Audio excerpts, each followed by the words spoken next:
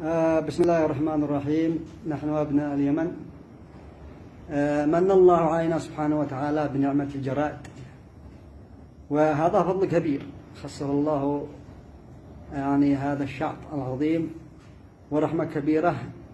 العالم جعل من هذا الجراد آفة زراعية وكارثة من كوارث الطبيعة، لكن نحن اليمنيين نستخدمه للأكل، يستخدم نية ويستخدم كذلك ناضجا.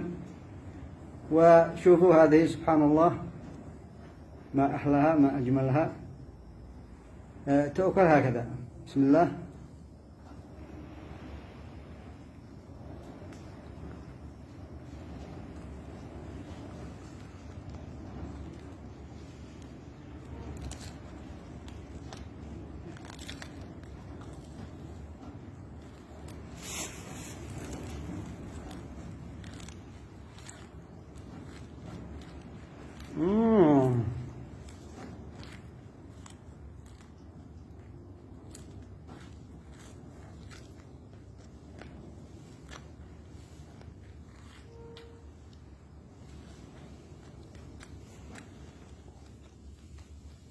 عجيبة.